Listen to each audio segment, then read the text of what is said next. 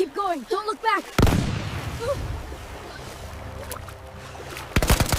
Hold on tight. We have to keep moving just a little further.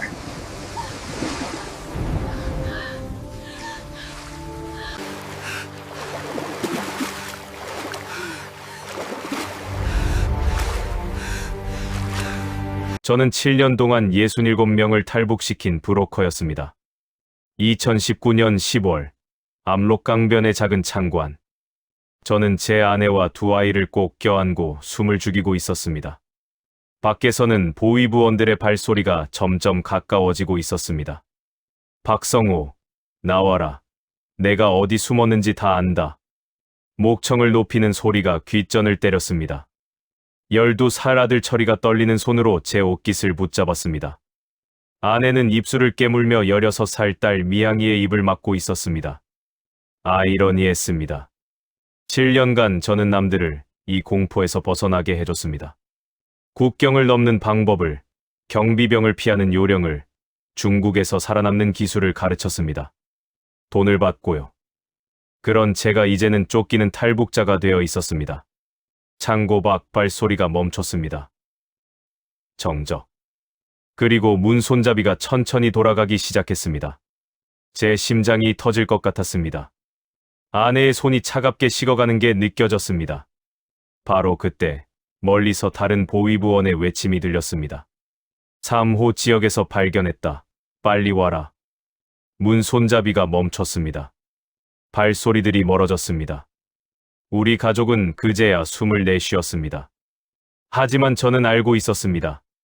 이건 시간 문제일 뿐이라는 것을. 계산 시내 구석구석을 아는 보위부가 7년 동안 그들 코앞에서 탈북 사업을 해온 저를 곧 찾아낼 거라는 것을. 그날 밤, 우리는 압록강을 건너야 했습니다. 제가 67번이나 다른 사람들을 건네준 그 강을 이제는 우리 가족이 건너야 했습니다. 여러분, 제 이야기를 끝까지 들어주신다면 구독과 좋아요로 응원해 주시기 바랍니다. 제가 왜 브로커가 되었는지, 그리고 왜 결국 스스로 탈북해야 했는지 지금부터 말씀드리겠습니다.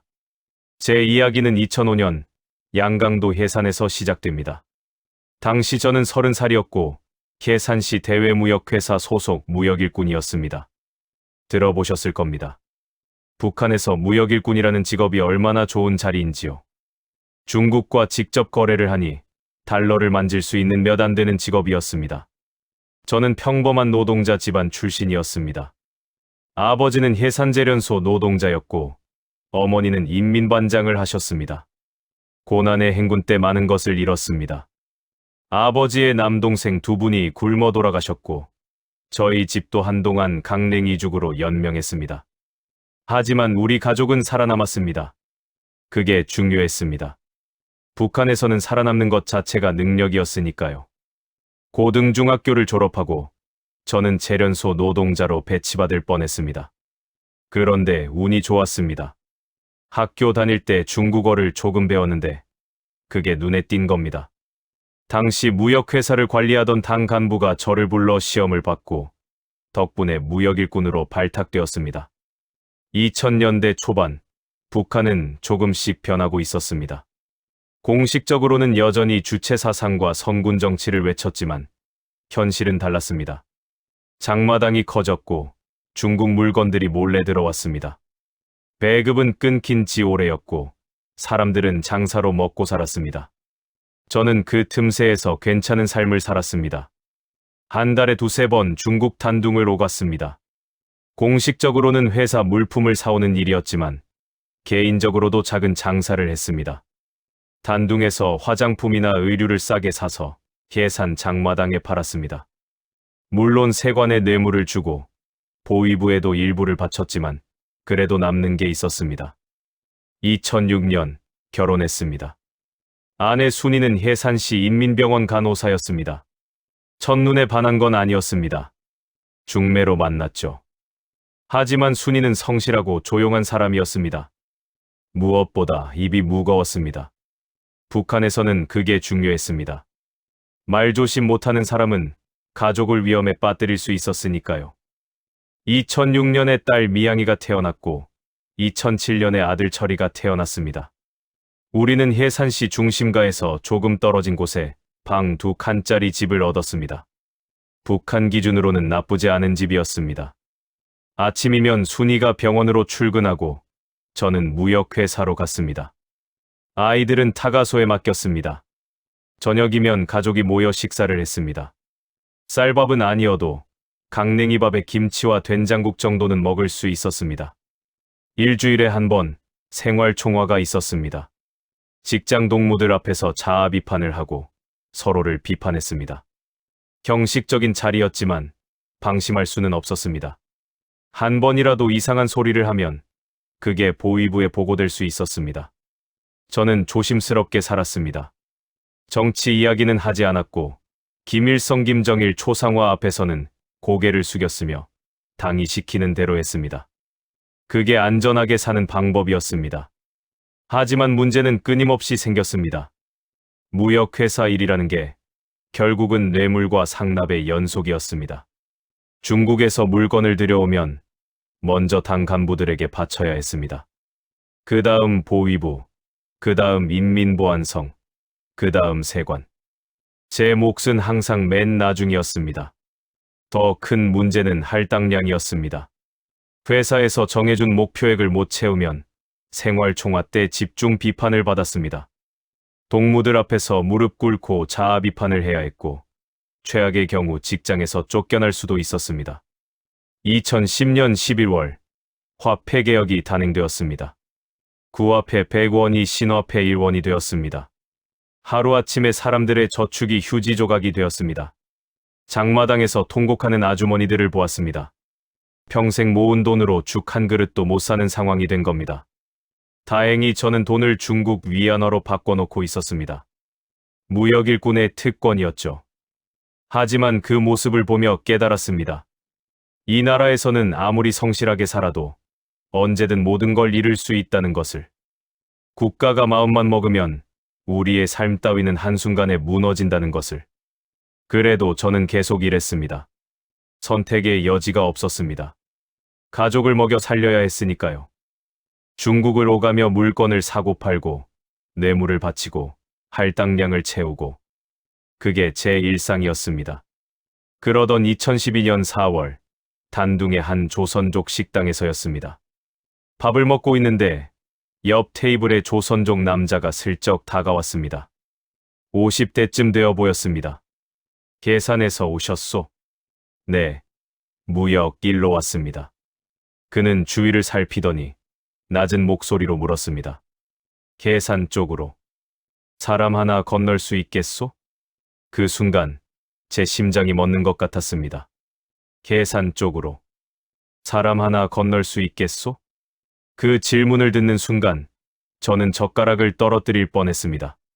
주위를 재빨리 둘러봤습니다. 다행히 주변 테이블에는 아무도 없었습니다. 무슨 말씀이십니까?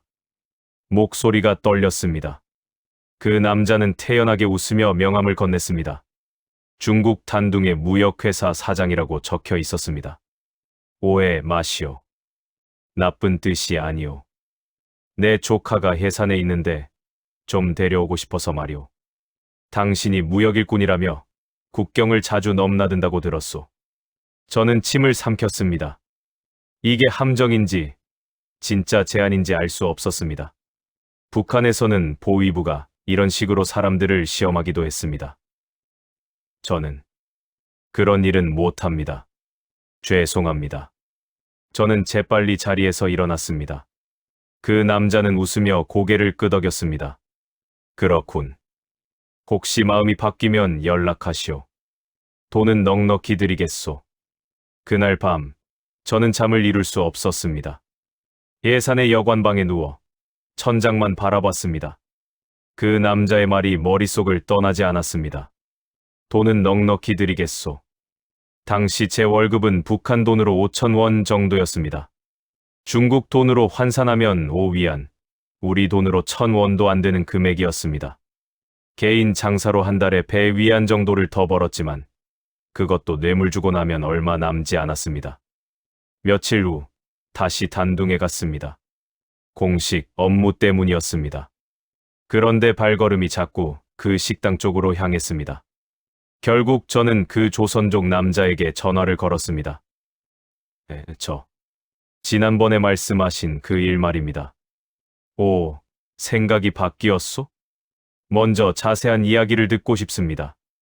우리는 다시 만났습니다. 그는 찻집 구석 자리에 앉아 낮은 목소리로 설명했습니다. 그의 조카는 22살 여자였습니다. 함경북도 청진에 살고 있었는데 먹고 살기 힘들어 탈북을 원했다고 했습니다. 중국까지만 나오면 자기가 데려가겠다는 것이었습니다. 얼마를 주시겠습니까? 1,000위안이요. 1,000위안. 당시 제 한 달치 전체 수입의 10배가 넘는 돈이었습니다. 어떻게 하면 되는 겁니까? 간단하오. 당신이 해산해서 국경 쪽 사람들과 연결만 해주면 돼요. 경비병들한테 뇌물 주는 법은 당신이 더 잘 알 거 아니오? 맞는 말이었습니다. 저는 이미 몇 년간 세관원들과 경비병들에게 뇌물을 주며 물건을 밀반입해왔습니다. 사람 하나 건네는 것도 크게 다르지 않을 것 같았습니다. 생각해보겠습니다. 집으로 돌아와서도 머릿속은 복잡했습니다. 아내 순이에게는 말할 수 없었습니다. 이건 목숨을 건 일이었습니다. 들키면 정치범 수용 소행이었습니다. 가족까지 연좌제로 끌려갈 수 있었습니다. 하지만 1,000위안이라는 돈이 자꾸 눈앞에 어른거렸습니다. 그 돈이면 미양이 학용품을 사줄 수 있었습니다. 철이에게 좋은 옷을 입힐 수 있었습니다. 쌀밥을 더 자주 먹을 수 있었습니다. 일주일을 고민했습니다. 그러다 결정적인 사건이 있었습니다. 회사에서 할당량을 못 채웠다는 이유로 동료 하나가 쫓겨났습니다. 10년을 일한 사람이었습니다. 가족이 있는 사람이었습니다. 하지만 당은 차갑게 그를 잘랐습니다. 생활 총화 시간에 저는 그 동물을 비판해야 했습니다. 모두가 그랬습니다. 비판하지 않으면 다음은 자기 차례가 될 수 있었으니까요. 그날 밤 저는 깨달았습니다. 이 시스템 안에서는 아무리 성실하게 살아도 결국 소모품일 뿐이라는 것을, 국가는 우리를 지켜주지 않는다는 것을. 2012년 5월 저는 다시 단둥으로 갔습니다. 그리고 그 조선족 남자에게 말했습니다. 하겠습니다. 그렇게 저희 첫 브로커 일이 시작되었습니다. 청진의 그 여자는 한 달 후 무사히 압록강을 건넜습니다. 저는 해산 쪽 국경경비대 하전사에게 100위안을 주고 특정 시간에 특정 구역을 비워달라고 부탁했습니다. 그는 흔쾌히 받아들였습니다. 이미 그런 거래에 익숙한 사람이었습니다. 여자가 무사히 중국 땅을 밟았다는 연락을 받았을 때 저는 안도했습니다. 동시에 이상한 쾌감을 느꼈습니다. 시스템을 이긴 것 같은 기분이었습니다. 1,000위안을 받았습니다. 제 손에 처음으로 그렇게 큰 돈이 쥐어졌습니다. 그날 집에 돌아가서 순이에게 중국에서 장사가 잘 되었다고 거짓말을 했습니다. 그리고 쌀 20kg과 돼지고기를 사왔습니다. 미양이와 철이가 고기를 먹으며 웃는 모습을 보았습니다. 순이도 오랜만에 편안한 얼굴이었습니다. 그 순간 저는 결심했습니다. 이 일을 계속하겠다고. 위험하지만 이게 제 가족을 지키는 유일한 방법이라고 스스로를 설득했습니다. 그리고 그렇게 저는 7년간 67명을 탈북시키는 브로커가 되었습니다. 2012년부터 2019년까지 저는 7년간 브로커로 살았습니다. 처음에는 1년에 서너 명 정도였습니다. 조심스럽게 확실한 사람들만 도왔습니다. 하지만 입소문이 났습니다. 중국 쪽 조선족 네트워크에서 제 이름이 돌기 시작했습니다. 예산에 믿을 만한 사람이 있다고요. 의뢰가 점점 늘어났습니다. 2015년에는 12명, 2017년에는 16명을 건넜습니다. 저는 시스템을 완벽하게 파악하고 있었습니다. 어느 경비병이 뇌물을 받는지, 어느 시간대가 안전한지, 어느 루트가 감시가 약한지. 돈도 벌었습니다. 한 사람당 1,000위안에서 2,000위안을 받았습니다. 나중에는 3,000위안까지 받았습니다. 위험이 커질수록 값도 올랐습니다. 그 돈으로 미양이를 해산 제1중학교에 보냈습니다.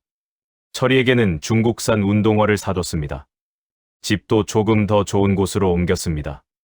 순이는 제가 무역으로 큰 돈을 번다고 믿었습니다. 아니, 믿는 척했을지도 모릅니다. 하지만 위험 신호들이 보이기 시작했습니다. 2018년부터 북한 당국의 단속이 강화되었습니다. 김정은 시대 들어서 탈북에 대한 처벌이 더욱 가혹해졌습니다. 중국과의 국경 감시도 삼엄해졌습니다. 경비병들도 예전만큼 쉽게 뇌물을 받지 않았습니다. 같이 일하던 브로커들도 하나둘 소식이 끊겼습니다. 체포되었다는 소문이 돌았습니다. 정치범 수용소로 끌려갔다는 이야기도 들렸습니다. 저는 조심했습니다. 일을 줄였습니다. 2018년에는 5명만 도왔습니다. 하지만 완전히 끊을 수는 없었습니다. 이미 너무 깊이 들어와 있었고 돈도 필요했습니다. 그러던 2019년 7월, 제 인생이 완전히 무너지는 사건이 발생했습니다. 같이 일하던 브로커 3명이 동시에 체포되었습니다. 김철수, 이성민, 박영우. 모두 제가 잘 아는 사람들이었습니다. 예산과 무산에서 활동하던 동료들이었습니다.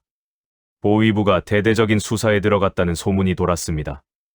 누군가 밀고를 했다는 이야기도 있었습니다. 아니면 중국 공안이 정보를 넘겼을 수도 있었습니다. 7월 15일 밤, 중국에 있던 조선족 연락책에게서 급한 전화가 왔습니다. 성호 형님, 위험합니다. 보위부가 형님 이름을 거론하고 있다고 합니다. 빨리 피하세요. 전화를 끊자마자 또 다른 전화가 왔습니다. 예산에서 같이 일하던 경비병 출신 협력자였습니다. 박동무, 당장 짐 싸시오. 보위부가 동무 집을 내일 아침에 급습한다는 정보를 입수했소. 나도 더는 못 도와주겠소. 심장이 멎는 것 같았습니다. 손이 떨렸습니다. 시계를 봤습니다. 밤 11시였습니다. 집에 돌아가니 가족들은 모두 자고 있었습니다.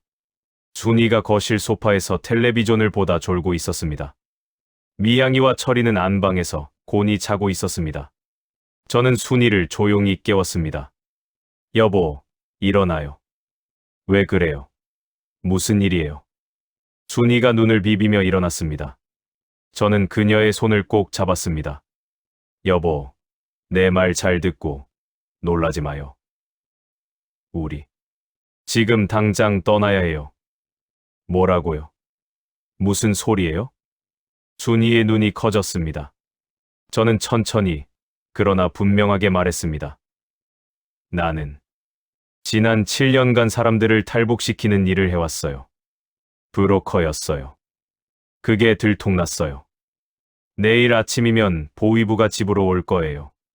순이의 얼굴이 하얗게 질렸습니다. 입술이 떨렸습니다. 당신, 미쳤어요. 그걸 지금 말하는 거예요? 미안해요. 하지만 지금은 그럴 시간이 없어요. 우리 48시간 안에 이 나라를 떠나야 해요. 안 그러면 우리 모두 정치범 수용소로 끌려가요. 아이들도요. 순이가 두 손으로 얼굴을 감쌌습니다. 숨을 헐떡였습니다. 저는 그녀의 어깨를 잡았습니다. 여보, 미안해요. 정말 미안해요. 하지만 우리 살아야 해요. 미양이와 철이를 생각해요. 한참 동안 순이는 말이 없었습니다. 그러다 천천히 고개를 들었습니다. 눈에는 눈물이 가득했지만 목소리는 떨리지 않았습니다. 어떻게 하면 되는데요? 그 순간 저는 이 여자와 결혼하길 정말 잘했다고 생각했습니다. 저는 그동안 머릿속으로 수없이 그려왔던 계획을 설명했습니다. 7년간 67명을 탈북시키면서 저는 항상 만약 내가 탈북해야 한다면이라는 상황을 상상해왔습니다. 압록강 하류 쪽에 제가 가장 잘 아는 구간이 있었습니다. 경비가 비교적 약한 시간대도 파악하고 있었습니다. 중국 쪽 은신처도 알고 있었고 거기서 도와줄 조선족 연락책도 있었습니다. 중국 단둥까지만 가면 거기서 베트남으로 갈 루트가 있어요. 베트남에서 태국으로, 태국에서 한국 대사관으로. 나는 이미 그 루트를 10번도 넘게 다른 사람들한테 알려줬어요. 순이가 물었습니다. 돈은요? 여권도 없는데 어떻게 중국을 빠져나가요? 돈은 준비되어 있어요. 중국 돈 5만 위안. 그리고 위조 신분증 만드는 사람도 알아요. 모든 게 준비되어 있었습니다. 아이러니했습니다. 저는 남들을 탈북시키면서 언젠가는 제가 쓸 탈출 매뉴얼을 만들고 있었던 겁니다. 아이들은요? 지금 깨워야 해요. 그리고 사실대로 말할 수는 없어요. 순이가 고개를 끄덕였습니다. 우리는 함께 안방으로 들어갔습니다. 미양이와 철이를 깨웠습니다. 두 아이는 졸린 눈으로 우리를 바라봤습니다. 애들아, 옷 입어. 지금 당장 중국 가야 해. 왜요? 한밤중에요. 미양이가 투덜거렸습니다. 저는 최대한 차분하게 말했습니다. 아빠, 급한 일이 생겼어. 중국에서 큰 거래가 있는데 온 가족이 가야 해. 며칠 안 걸려. 빨리 움직이자. 새벽 1시, 우리 가족은 집을 나섰습니다. 뒤를 돌아보지 않았습니다. 돌아보면 무너질 것 같았습니다. 7년간 쌓아온 삶이 그 집에 남아 있었습니다. 하지만 우리에게는 선택권이 없었습니다. 살기 위해서는 떠나야 했습니다. 새벽 2시, 우리는 압록강변에 도착했습니다. 계산 시내에서 약 10km 떨어진 곳이었습니다. 저는 이 구역을 누구보다 잘 알고 있었습니다. 지난 7년간 12명을 이곳에서 건네준 곳이었으니까요. 7월 중순의 밤이었지만 강바람은 차가웠습니다. 철이가 추위에 떨었습니다. 순이가 자기 외투를 벗어 아들을 감싸 안았습니다. 아빠, 우리 정말 강 건너요? 미양이가 떨리는 목소리로 물었습니다. 16살. 이제 모든 걸 이해할 나이였습니다. 저는 딸의 어깨를 잡고 눈을 마주 보며 말했습니다. 미양아, 아빠가 지금까지 너한테 거짓말을 많이 했어. 용서해다오. 하지만 지금 이 순간만큼은 진실을 말할게. 우리는 지금 탈북을 하는 거야. 안 그러면 우리 가족 모두 정치범 수용소로 끌려가. 아빠가 저지른 일 때문에. 미양이의 눈에 눈물이 고였습니다. 아빠, 무슨 일을 하신 거예요? 나중에 다 설명해 줄게. 지금은 살아남는 게 먼저야. 강변 갈대숲에 숨어서 저는 시계를 확인했습니다. 새벽 2시 30분. 국경경비대 교대 시간이 2시 45분이었습니다. 그 15분의 공백이 우리에게 주어진 시간이었습니다. 저는 망원경으로 건너편을 살폈습니다. 중국 쪽 강변에 희미한 불빛이 보였습니다. 연락책이 대기하고 있다는 신호였습니다. 자, 이제 움직여야 해요. 우리는 갈대숲을 빠져나와 강둑으로 내려갔습니다. 7월이라 수위가 낮았습니다. 하지만 강 한가운데는 여전히 깊었습니다. 허리까지 차오를 것이었습니다. 철아, 아빠 등에 업혀. 네. 철이를 등에 업었습니다. 순이는 미양이의 손을 꼭 잡았습니다. 절대 소리 내지 마. 강물 소리만 들려야 해. 알겠지? 모두 고개를 끄덕였습니다. 저는 첫 발을 강물에 담갔습니다. 차가웠습니다. 온몸에 소름이 돋았습니다. 하지만 멈출 수 없었습니다. 한 걸음, 또 한 걸음. 우리는 천천히 강 속으로 들어갔습니다. 수심이 점점 깊어졌습니다. 무릎, 허벅지, 허리. 순이가 작은 비명을 참는 소리가 들렸습니다. 미양이가 숨을 헐떡였습니다. 조금만 더 가면 돼. 제 목소리도 떨렸습니다. 강 한가운데쯤 왔을 때였습니다. 멈춰. 북한 쪽 강변에서 고함 소리가 들렸습니다. 심장이 멎는 것 같았습니다. 손전등 불빛이 우리를 향했습니다. 거기 누구냐? 당장 나와. 국경경비대였습니다. 교대 시간이 바뀐 것이었습니다. 아니면 제 정보가 틀렸거나. 빨리 뛰어. 저는 소리쳤습니다. 순이가 미양이를 끌고 앞으로 뛰었습니다. 저도 철이를 업은 채 물을 헤치며 전력으로 달렸습니다. 탕, 탕. 총성이 울렸습니다. 물보라가 제 옆으로 튀었습니다. 철이가 제 등에서 비명을 질렀습니다. 아빠. 괜찮아. 고개 숙여. 탕, 탕, 탕. 총성이 계속되었습니다. 저는 미친 듯이 앞으로 나아갔습니다. 순이와 미양이가 보였습니다. 두 사람도 필사적으로 헤엄치고 있었습니다. 조명탄 쏴라. 누군가 소리쳤습니다. 곧이어 하늘이 밝아졌습니다. 조명탄이 밤하늘을 가로질렀습니다. 강 위가 대낮처럼 환해졌습니다. 우리는 완전히 노출되었습니다. 탕탕탕탕. 집중 사격이 들어왔습니다. 물기둥이 사방에서 솟아올랐습니다. 저는 본능적으로 처리를 물속으로 끌어안으며 몸을 낮췄습니다. 엄마. 미양이의 비명이 들렸습니다. 순이가 비틀거렸습니다. 맞은 건가? 아니었습니다. 발이 미끄러진 것이었습니다. 여보, 일어나요. 저는 소리쳤습니다. 순이가 일어났습니다. 미양이가 어머니를 부축했습니다. 중국 쪽 강변이 보였습니다. 50m, 40m, 30m. 저기, 조금만 더. 연락책의 목소리가 들렸습니다.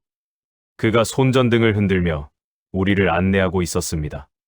총성은 계속되었지만 거리가 멀어지며 정확도가 떨어졌습니다. 경비대는 강 한가운데까지는 들어올 수 없었습니다. 중국과의 외교 문제가 될 수 있었으니까요. 드디어 제 발이 강바닥을 확실하게 디뎠습니다. 수심이 얕아졌습니다. 중국 땅이 가까웠습니다. 다 왔어. 조금만 더. 순이와 미양이도 얕은 곳까지 왔습니다. 우리는 마지막 힘을 다해 강둑으로 기어올랐습니다. 처리를 내려놓았습니다.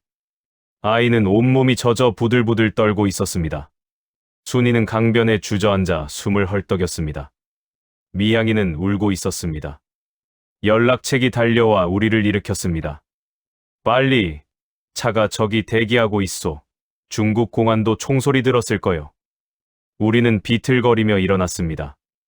50m쯤 떨어진 곳에 검은색 밴이 대기하고 있었습니다. 뒤를 돌아봤습니다. 압록강 건너편에서 손전등 불빛들이 움직이고 있었습니다. 경비대가 우왕좌왕하는 모습이 보였습니다. 저는 그 순간 깨달았습니다.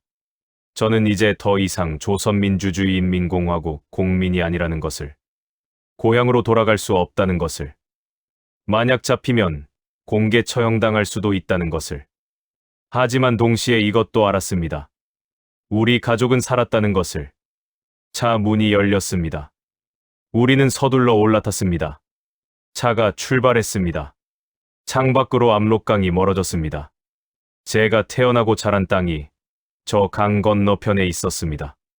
철이가 제 품에 안겨 흐느꼈습니다. 미양이도 울고 있었습니다. 순이는 멍하니 창밖만 바라봤습니다. 저는 가족을 꼭 껴안았습니다. 우리 살았어. 우리 살았어요. 그렇게 우리의 진짜 탈북이 시작되었습니다. 차는 어둠 속을 미친 듯이 달렸습니다. 연락책은 김용철이라는 조선족이었습니다. 50대 중반, 제가 지난 7년간 여러 번 거래했던 사람이었습니다. 그는 백미러로 우리를 확인하며 말했습니다. 일단 단둥 외곽 은신처로 갈 거요. 거기서 옷 갈아입고 몸 좀 녹이시오. 그리고 다음 계획을 세워야 하오. 우리는 아무 말도 할 수 없었습니다. 온몸이 젖어 있었고 추위에 떨었습니다. 철이는 제 품에 안겨 계속 울었습니다. 미양이는 창밖만 멍하니 바라봤습니다. 1시간쯤 달렸을까. 차는 단둥 외곽의 낡은 공장 지대로 들어갔습니다. 김용철이 차를 세우고 우리를 낡은 창고 건물로 안내했습니다. 여기서 당분간 숨어 있어야 하오. 압록강에서 총격전이 있었으니 중국 공안도 경계를 강화했을 거요. 창고 안에는 간이 침대 몇 개와 전기 난로가 있었습니다. 김용철이 마른 옷가지들을 가져왔습니다. 일단 옷부터 갈아입으시오. 감기 걸리면 큰일이오. 순이가 아이들을 데리고 구석으로 가서 옷을 갈아입혔습니다. 저도 젖은 옷을 벗었습니다. 온몸에서 강물 냄새가 났습니다. 옷을 갈아입고 나니 조금 정신이 돌아왔습니다. 김용철이 뜨거운 차를 내왔습니다. 성호 형님, 다행히 무사하셨소. 하지만 이제부터가 진짜 위험하오. 알고 있소. 저는 차를 마시며 대답했습니다. 손이 여전히 떨렸습니다. 공안이 단둥 일대를 수색할 거요. 탈북자 단속이 요즘 더 심해졌소. 중국 정부가 북한에 협조하고 있소. 잡히면 바로 북송이요. 북송. 북한으로 강제 송환. 그렇게 되면 우리는 정치범 수용소에 끌려가 죽을 때까지 노역을 하게 됩니다. 아니, 공개 처형당할 수도 있었습니다. 여기서 며칠 숨어 있다가 선양으로 이동할 거요. 거기서 위조 신분증을 만들고 남쪽으로 내려가는 거요. 베트남 루트 말이오? 그렇소. 지금은 그게 가장 안전하오. 육로로 베트남까지 가서 거기서 한국 대사관으로 가는 거요. 저는 이미 그 루트를 10번도 넘게 다른 사람들에게 알려줬습니다. 하지만 직접 가는 것은 처음이었습니다. 비용은 얼마요? 1인당 5천 위안. 4명이니 2만 위안이요. 그렇게 많이? 요즘 위험이 커져서 값이 올랐소. 그래도 형님이니까 이 가격이요. 다른 사람들은 1인당 7천 위안 받소. 저는 가방에서 돈 뭉치를 꺼냈습니다. 7년간 모은 돈이었습니다. 중국 돈 5만 위안. 우리 가족의 탈출 자금이었습니다. 여기 2만 위안이요. 김용철이 돈을 세고 주머니에 넣었습니다. 일주일 후에 선양으로 이동하겠소. 그때까지 절대 밖에 나가지 마시오. 특히 애들은 더더욱. 북한 말투가 나오면 바로 의심받소. 다음 날부터 우리의 숨죽인 생활이 시작되었습니다. 낮에는 창고 안에만 있어야 했습니다. 창문도 열 수 없었습니다. 밖에서 누가 볼까봐. 식사는 김용철이 하루에 2번 가져다 줬습니다. 빵과 라면, 간단한 반찬들이었습니다. 철이가 가장 힘들어했습니다. 12살 아이가 좁은 창고에 갇혀 있으니 답답할 수밖에 없었습니다. 아빠, 언제까지 여기 있어야 돼요? 나 집에 가고 싶어요. 철아, 조금만 참아라. 곧 좋은 곳으로 갈 거야. 한국이 정말 좋은 곳이에요. 거기 가면 학교 갈 수 있어요? 그럼. 한국 가면 넌 좋은 학교 다니고 친구들도 사귀고 맛있는 것도 많이 먹을 수 있어. 하지만 저는 확신할 수 없었습니다. 한국이 정말 우리를 받아줄까? 정착이 잘 될까? 미양이는 말이 없었습니다. 16살 딸은 창고 구석에 앉아서 하루 종일 무릎을 껴안고 있었습니다. 가끔 울먹이는 소리가 들렸습니다. 어느 날 저녁, 순이가 제게 다가왔습니다. 여보, 왜 그래요? 우리 정말 한국까지 갈 수 있을까요? 순이의 목소리가 떨렸습니다. 저는 아내의 손을 잡았습니다. 갈 수 있어요. 내가 지난 7년간 67명을 한국까지 보냈어요. 그 사람들 다 성공했어요. 우리도 할 수 있어요. 하지만 당신, 브로커였잖아요. 한국 가서 문제되는 거 아니에요? 그 생각은 저도 했습니다.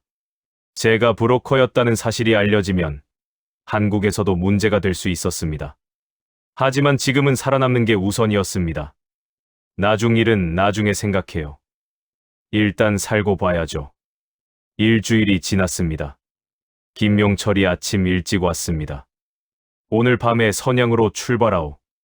트럭에 숨어서 가야 하오. 검문이 있을 수 있으니 절대 소리 내면 안 돼요. 밤 10시, 우리는 트럭 짐칸에 올랐습니다. 김용철이 우리를 큰 나무 상자 안에 숨겼습니다. 숨쉬기 힘들었지만 참아야 했습니다. 트럭이 출발했습니다.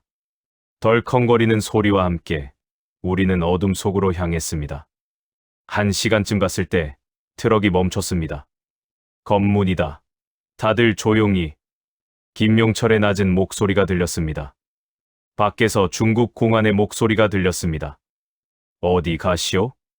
선양의 물건 배달하러 갑니다. 짐칸 좀 볼까? 심장이 터질 것 같았습니다. 순이가 철이의 입을 막았습니다. 미양이가 제 손을 꽉 잡았습니다. 발소리가 트럭 뒤쪽으로 다가왔습니다.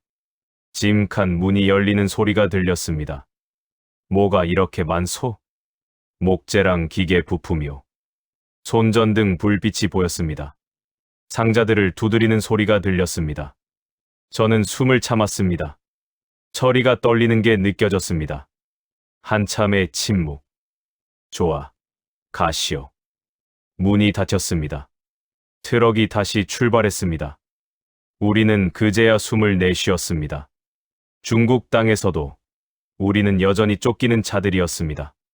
선양에 도착한 우리는 조선족이 운영하는 작은 여관에 숨었습니다. 김용철은 우리에게 새로운 연락책을 소개했습니다. 박명수라는 40대 조선족 남자였습니다. 그는 베트남까지 가는 루트를 전문으로 했습니다. 여기서 이틀 있다가 기차로 남쪽으로 내려갈 거요. 광저우까지 가는 거요. 박명수가 중국 지도를 펼쳐 보이며 설명했습니다. 광저우에서 육로로 베트남 국경까지 가고 거기서 베트남으로 넘어가는 거요.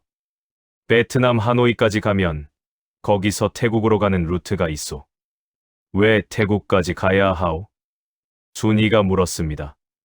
베트남에는 한국 대사관이 있지만 요즘은 베트남 공안이 탈북자들을 체포해서 중국으로 넘기는 일이 많소. 태국이 더 안전하오. 태국 방콕에 가면 한국 대사관에서 확실하게 보호해 줄 거요. 저는 이미 알고 있었습니다. 그 루트로 제가 보낸 사람만 20명이 넘었습니다. 이틀 후, 우리는 위조 신분증을 받았습니다.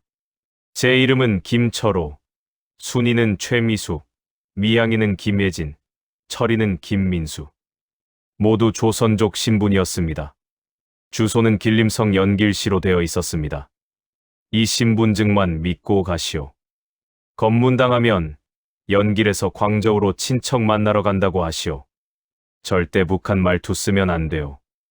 박명수가 우리에게 간단한 중국어 회화를 가르쳐줬습니다. 기본적인 인사말과 질문에 대답하는 법. 하지만 유창할 필요는 없었습니다. 조선족도 중국어가 서툰 사람이 많았으니까요.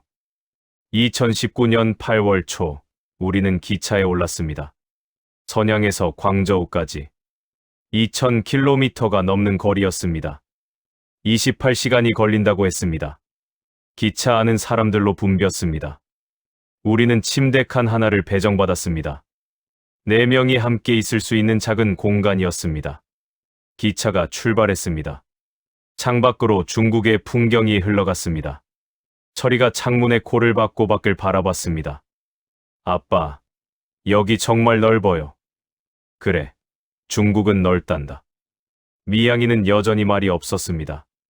하지만 예전보다는 조금 나아진 것 같았습니다. 가끔 창밖을 보며 작은 미소를 짓기도 했습니다. 기차가 남쪽으로 내려갈수록 풍경이 바뀌었습니다.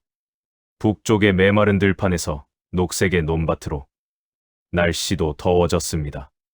중간중간 기차가 역에 서면 공안들이 올라와 신분증을 검사했습니다. 그럴 때마다 심장이 멎는 것 같았습니다. 한 번은 젊은 공안이 제 신분증을 오래 들여다봤습니다. 연길에서 왔어요? 네. 무슨 일로 광저우까지 가요? 친척 만나러 갑니다. 가족 모두 같이 가네요. 네. 오랜만에 가족 여행도 할 겸요.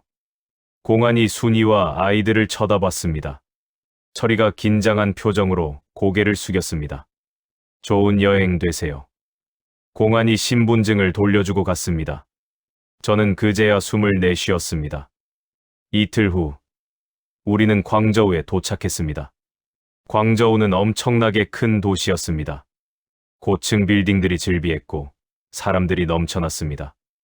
북한 평양과는 비교도 안 되는 규모였습니다. 박명수의 동료가 우리를 픽업했습니다. 리와라는 40대 조선족 여성이었습니다.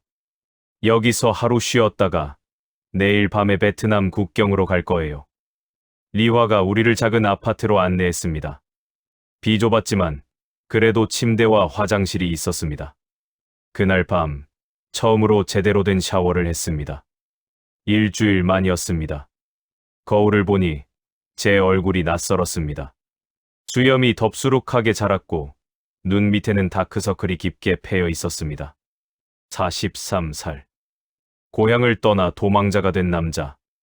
브로커였다가 이제는 탈북자가 된 남자. 순이가 샤워실 문을 두드렸습니다.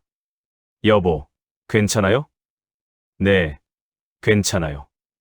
하지만 괜찮지 않았습니다. 불안했습니다. 아직도 갈 길이 멀었습니다. 베트남을 거쳐 태국까지, 그리고 한국 대사관까지. 다음 날 밤, 우리는 다시 차에 올랐습니다. 광저우에서 베트남 국경까지는 300km 정도였습니다. 리화와 다른 브로커 한 명이 우리를 안내했습니다. 새벽 4시쯤, 우리는 중국 베트남 국경 지대에 도착했습니다. 여기서 걸어서 넘어가야 해요. 정식 국경은 못 넘어요. 산길로 가는 거예요. 우리는 어둠 속에서 산길을 올랐습니다. 가파르고 미끄러웠습니다. 철이가 넘어져 무릎을 다쳤지만 울지 않았습니다. 이제 12살 아들도 상황을 이해하고 있었습니다. 1시간쯤 걸었을까? 리화가 멈췄습니다. 여기가 국경이에요. 저 아래 보이는 불빛이 베트남 마을이에요. 멀리 희미한 불빛들이 보였습니다. 여기서부터는 베트남 브로커가 안내할 거예요. 저 나무 밑에서 기다리고 있을 거예요. 우리는 산을 내려갔습니다.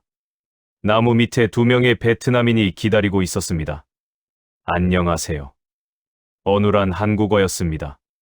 그들은 우리를 확인하고 고개를 끄덕였습니다. 하노이까지 가요. 차로 10시간. 우리는 낡은 벤에 올랐습니다. 베트남의 밤거리를 달렸습니다. 창밖으로 낯선 풍경이 지나갔습니다. 야자수, 논밭, 작은 마을들. 해가 떴습니다. 베트남의 아침이었습니다. 철이가 창밖을 보며 신기해했습니다. 아빠, 여기 북한이랑 완전 달라요. 그래, 다른 나라니까. 오후 3시쯤, 우리는 하노이에 도착했습니다. 베트남 브로커가 우리를 한 집으로 안내했습니다.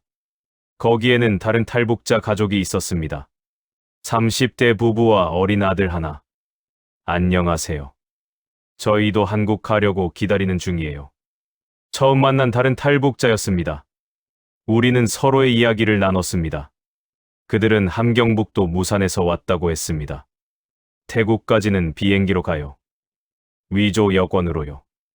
방콕 공항에서 한국 대사관으로 연락하면 사람들이 와서 데려가줘요. 일주일 후, 우리는 위조 여권을 받았습니다. 중국 여권이었습니다. 2019년 8월 20일, 우리는 하노이 공항에서 방콕행 비행기에 올랐습니다. 제 손이 떨렸습니다. 만약 공항 보안에서 걸리면 모든 게 끝이었습니다. 하지만 다행히 무사히 통과했습니다. 비행기가 이륙했습니다. 철이가 창밖을 보며 신기해했습니다. 아빠, 저 높이 날아요. 그래, 우리 이제 한국 가는 거야.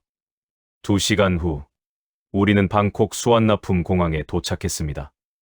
입국 심사를 통과하고 우리는 공항 밖으로 나왔습니다. 브로커가 알려준 번호로 전화를 걸었습니다. 한국 대사관 영사 번호였습니다. 여보세요. 저희는 북한에서 온 탈북자입니다. 도와주세요. 전화기 너머로 또렷한 한국어가 들렸습니다. 위치가 어디세요? 지금 바로 차를 보내드리겠습니다. 30분 후, 한국 대사관 차량이 도착했습니다. 탈북자 분들이시죠? 안전합니다. 이제 대사관으로 가시죠. 그 순간, 순이가 울음을 터뜨렸습니다. 미향이도 울었습니다. 철이가 제 손을 꽉 잡았습니다. 저도 눈물이 났습니다. 우리는 마침내 안전한 곳에 도착했습니다. 방콕 한국 대사관에서 우리는 이틀을 보냈습니다. 신원 확인 절차였습니다. 국정원 직원들이 우리를 개별적으로 면담했습니다. 어디서 왔는지, 왜 탈북했는지, 어떤 경로로 왔는지. 제 차례가 되었을 때 저는 솔직하게 말했습니다. 저는 7년간 브로커로 일했습니다. 67명을 탈북시켰습니다. 면담관의 표정이 굳어졌습니다. 브로커 활동을 했다는 말씀이시군요. 네. 돈을 받고 사람들을 탈북시켰습니다. 하지만 저도 결국 쫓기게 되어 가족과 함께 탈북했습니다.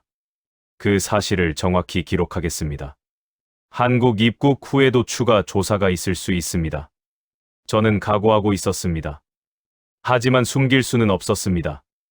언젠가는 드러날 일이었고 차라리 처음부터 솔직한 게 나았습니다. 2019년 8월 23일 우리는 인천공항행 비행기에 올랐습니다. 대한민국 국적기였습니다. 좌석에 앉자마자 승무원이 다가왔습니다. 편안한 여행 되세요. 그 한마디에 순이가 또 눈물을 흘렸습니다. 북한에서는 상상도 못할 친절이었습니다. 비행기가 이륙했습니다. 창밖으로 방콕이 멀어졌습니다. 우리가 지나온 그 먼 여정이 떠올랐습니다. 계산에서 압록강까지, 중국 단둥에서 선양, 광저우, 베트남 국경을 넘어 하노이, 그리고 방콕. 거의 2달이 걸렸습니다. 6시간 후 기장의 안내 방송이 나왔습니다. 곧 인천국제공항에 도착하겠습니다. 대한민국에 오신 것을 환영합니다. 미양이가 제 손을 잡았습니다. 아빠, 우리 정말 한국 왔어요? 그래, 미양아. 우리 이제 한국 사람이야. 비행기가 착륙했습니다. 입국장으로 나오자 통일부 직원들이 기다리고 있었습니다. 박성호 씨 가족 맞으시죠? 환영합니다. 이제부터 정착 절차를 안내해드리겠습니다. 우리는 버스에 올랐습니다. 서울 방향으로 향했습니다. 창밖으로 한국의 풍경이 펼쳐졌습니다. 높은 빌딩들, 넓은 도로, 수많은 자동차들. 철이가 눈을 크게 뜨고 바라봤습니다. 아빠, 여기 진짜 부자 나라예요. 그래, 여기가 대한민국이야. 우리는 경기도 안성에 있는 하나원으로 향했습니다. 북한 이탈 주민 정착 지원 센터였습니다. 하나원에서 우리는 석 달을 보냈습니다. 한국 사회 적응 교육을 받았습니다. 한국어 표준말 교육, 민주주의 교육, 자본주의 경제 교육, 은행 사용법, 대중교통 이용법, 인터넷 사용법. 모든 게 낯설었습니다. 특히 자유라는 개념이 어려웠습니다. 북한에서는 모든 게 정해져 있었습니다. 어디서 살아야 하는지, 무슨 일을 해야 하는지, 무엇을 말해야 하는지. 하지만 여기서는 제가 선택할 수 있었습니다. 하나원 교육이 끝날 무렵 상담사가 물었습니다. 앞으로 어떻게 살고 싶으세요? 저는 잠시 생각했습니다. 저는 속죄하며 살고 싶습니다. 속죄요? 네. 저는 7년간 브로커로 일하면서 사람들을 도왔지만 동시에 이용하기도 했습니다. 돈을 벌었습니다. 이제는 진짜로 탈북자들을 도우며 살고 싶습니다. 상담사가 고개를 끄덕였습니다. 좋은 생각이세요. 박성호 씨의 경험이 다른 탈북민들에게 큰 도움이 될 거예요. 2019년 12월, 우리는 하나원을 나왔습니다. 정부에서 제공하는 임대 아파트를 받았습니다. 경기도 평택의 작은 아파트였습니다. 방 2개, 거실, 주방, 화장실. 북한 기준으로는 상상도 못할 집이었습니다. 미양이는 근처 고등학교에 편입했습니다. 처음에는 적응이 힘들었습니다. 말투도 달랐고 문화도 달랐습니다. 하지만 시간이 지나며 친구들도 생겼습니다. 철이는 중학교에 들어갔습니다. 아이는 빨리 적응했습니다. 금방 한국 아이들과 어울렸고 한국말도 자연스러워졌습니다. 순이는 요양보호사 자격증을 땄습니다. 북한에서 간호사였던 경력을 살려 요양원에서 일하기 시작했습니다. 저는 탈북자 지원단체에서 상담사로 일하기 시작했습니다. 제 경험을 나눴습니다. 어떻게 국경을 넘는지, 중국에서 어떻게 살아남는지, 한국까지 오는 루트는 무엇인지. 물론 브로커 활동은 권하지 않았습니다. 하지만 제 지식이 다른 탈북자들에게 도움이 되었습니다. 어느 날, 한 탈북자가 저를 찾아왔습니다. 성호 형님 맞으시죠? 40대 초반의 남자였습니다. 낯이 익었습니다. 혹시 최진혁? 네, 형님. 저예요. 2016년에 형님 도움으로 탈북한 최진혁이요. 그는 제가 4년 전에 탈북시킨 사람이었습니다. 함경북도 청진 출신이었습니다. 형님 덕분에 저 여기 와서 새 삶 살고 있어요. 지금 공장에서 일하고 있고 결혼도 했어요. 아이도 하나 낳았고요. 그의 얼굴에는 행복한 미소가 가득했습니다. 형님도 탈북하셨다는 소문 들었어요. 정말 다행이에요. 형님은 저한테 생명의 은인이에요. 그 말을 들으니 눈물이 났습니다. 제가 한 일이 완전히 나쁜 것만은 아니었구나 하는 생각이 들었습니다. 물론 제가 돈을 받았던 것, 그게 사업이었던 것은 변하지 않는 사실입니다. 하지만 결과적으로 67명의 사람들이 자유를 얻었습니다. 지금은 2025년입니다. 탈북한 지 6년이 지났습니다. 미양이는 대학생이 되었습니다. 사회복지학을 전공하고 있습니다. 나중에 탈북자들을 돕는 일을 하고 싶다고 합니다. 철이는 고등학생이 되었습니다. 완전히 한국 아이가 되었습니다. 가끔 북한에 대한 기억도 희미해진다고 합니다. 순이는 여전히 요양원에서 일합니다. 성실하고 친절해서 어르신들이 많이 좋아하십니다. 저는 지금도 탈북자 상담사로 일하고 있습니다.